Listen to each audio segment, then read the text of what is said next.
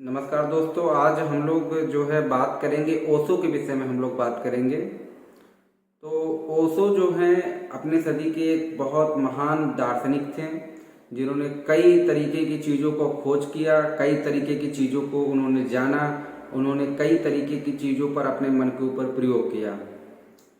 और ओशो जब शुरुआत में अपने कॉलेज जाते थे तो अक्सर वो प्रोफेसरों से बहस किया करते थे। अक्सर उनकी जो है कहासुनी प्रोफेसरों के साथ हुआ करती थी, क्योंकि उनके जो तर्क थे वो बिल्कुल उल्टा थे, बिल्कुल पूरब से पश्चिम वाले तर्क थे, जिसके कारण लोग उनको थोड़ा सा उनसे उनकी बनती नहीं थी।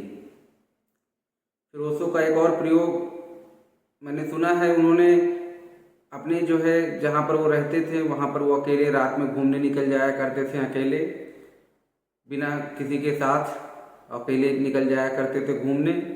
और दूसरा चीज़, वो अपने घर के कब्रिस्तान में जाकर के भी उन्होंने कई रातों को बिताया है और कई कब्रिस्तान में भी सोए हैं ओशो कई दिनों तक। उन्होंने गहन उसमें जो है अनुभव लिया कि मृत्यु के परे क्या कोई जीवन है, क्या मृत्यु घटित होने के बाद कुछ और है। इसलिए उनके तर्क किसी और से न मिलते थे, क्योंकि वो मृत्यु को परे जाना चाहते थे जीते जी। ना नानक की जो ओम का जो सिद्धांत है, जो कहते हैं नानक एक ओमकार सतनाम, वही बात यहाँ पर ओशो भी कहते हैं। ओशो और नानक में कोई अंतर बातों में तो नहीं आता है, क्योंकि वो भी उसी कंपन के विषय में बात कर रहे हैं। हाँ, उन्होंने एक टेक्निक जरूर ईजाद की, उन्होंने एक टेक्निक को ढूंढा और उस टेक्निक का नाम है डायनिमिक योग। डायनिमिक इसका मतलब गतिशील प्लस स्टैटिकल योग, यानी स्थितिज ऊर्जा, रुक जाना। डायनेमिक का मतलब गतिज ऊर्जा, बह जाना। यानी वो नृत्य करते थे। उनके जो हमारा एक वीडियो इसमें पड़ा हुआ है, आप लोग उसको देखिएगा, नृत्य का वीडियो।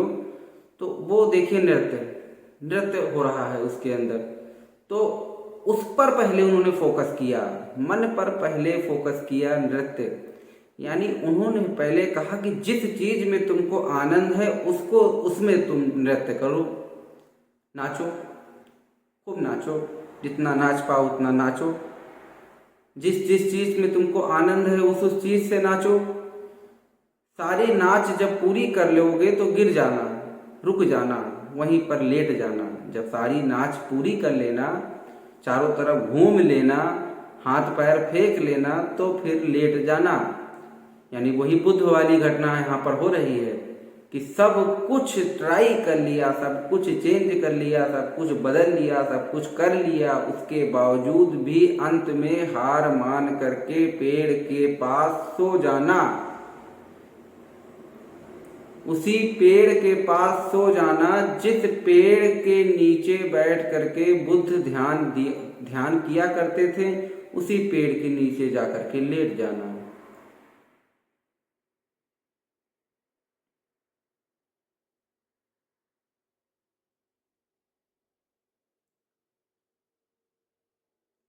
सो जाना, हार के सो जाना कि अब नहीं हो पाएगा, ना बस का नहीं,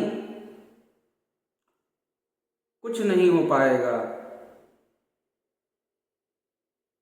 तो वही डायनेमिक योग है कि अब थक गया हूं, अब और नहीं कूद पाऊंगा, अब और नहीं नाच पाऊंगा, तो सो जाता हूं।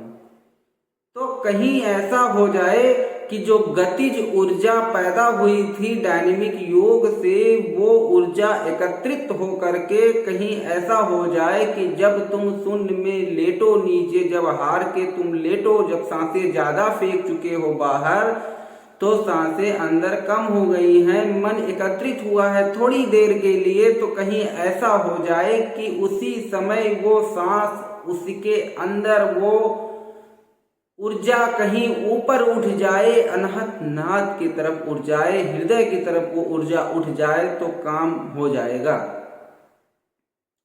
इसको बार बार कोशिश किया जाता है, एक बार में तो होता नहीं है ये कि एक बार में हो जाएगा, एक बार में घूमे गिरे पहुंच गए, ऐसा नहीं है। हजारों बार गिरोगे, लाखों बार गिरोगे, हो सकता है गिरते गिरते पूरा जीवन चला जाए, लेकिन जब गिरना और मन पर भी काम हो गया है, यानी मन भी निर्मल कर लिया गया है, मन पर भी पूरा काम हुआ है, मन को भौतिक जगत में रस नहीं मिला है, मन को वो मन अगर उस समय उपस्थित होगा तो वहां पर होगा कोलिजन, वहां पर internal body frequency is match to the external infinite vibration energy, infinite vibration energy से कनेक्शन हो सकता है, ऐसा संभव है। उसे ही आत्मज्ञान कहा गया, उसे ही आत्मज्ञान कहा गया कि एक ऐसी अवस्था को प्राप्त कर लेना जिसमें आपकी फ्रीक्वेंसी कुछ समय के लिए मैच हुई थी, वो अनुभव आपको जब मिल जाता है तो उसके आगे फिर आपको चीजें धीरे धीरे चलने लगती हैं और चलाने वाला जो है वो कहीं और बैठा हुआ है, उसी को वो संचालित कर रहा है। ऐसा बड़े बड़े वैज्ञानिकों ने, बड़े बड़े दार्शनिकों ने माना है। मैं नहीं मान पाऊंगा, अभी मेरी उतनी सामर्थ्य नहीं है जान पाने की कि इतना ज़्यादा विस्तृत ज्ञान। तो अब जब ओशो की बात कर रहे थे तो उनके डायनेमिक योग के विषय में हमने बातें की। तो डायनेमिक योग इस तरीके से काम करता है और ओशो ने शून्य को पाने के लिए ओम का जाप भी बताया है, और उन्होंने मन को बस थोड़ा सा अंतर कहा है उनकी योग पद्धति में, नॉर्मल योग पद्धति में थोड़ा सा अंतर भी पाया जा रहा है। जैसे कि एक योग टेक्निक तो यह है कि बैठ करके अपने मन को स्थिर करके एक जगह पर लगाइए, और दूसरा ये मन लगेगा तो उसमें क्या होगा, संघर्ष होगा।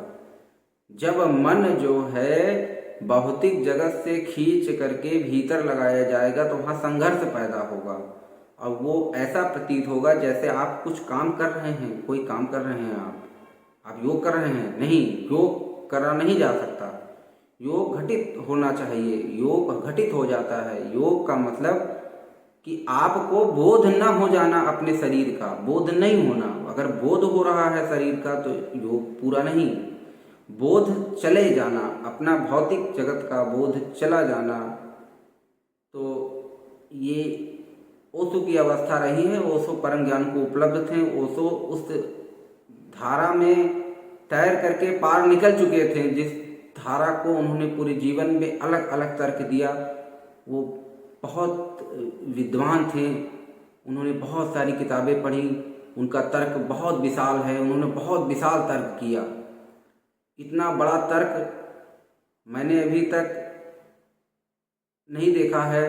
किसी भी धर्म में जाया जाए, किसी भी चीज़ में जाया जाए तो ओशो एक न्यू तक उन्होंने जाने का काम किया है।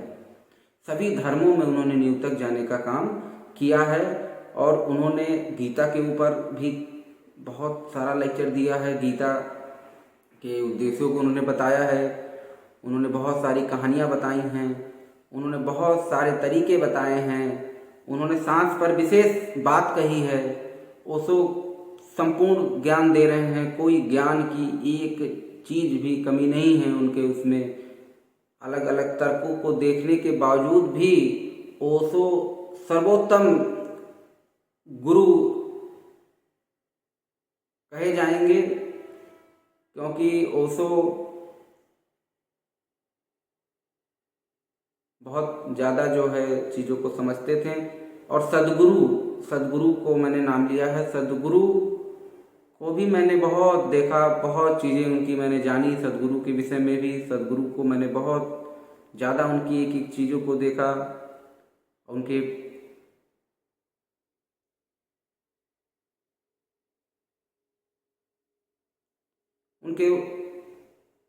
शिवलिंग जो उन्होंने शिवलिंग की स्थापना की है,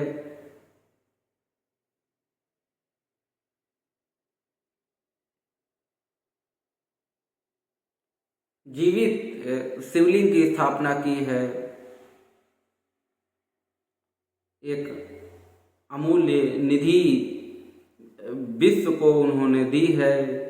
एक ऐसी चीज उन्होंने दी है पूरे विश्व को। और उन्होंने एक कुछ दिन पहले मृदा प्रदूषण पर एक बाइक से रैली निकाली।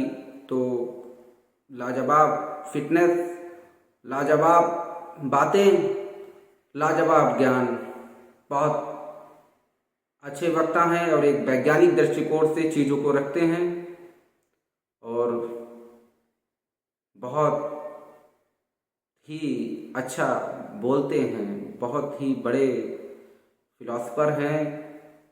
बहुत हमने उनको देखा है, उनसे हमने बहुत कुछ सीखा है। और उन्होंने एक बात बोली थी, बहुत अच्छी बात, कि वो जब अकेले होते हैं तो सबसे आनंदित होते हैं। Thank you very much.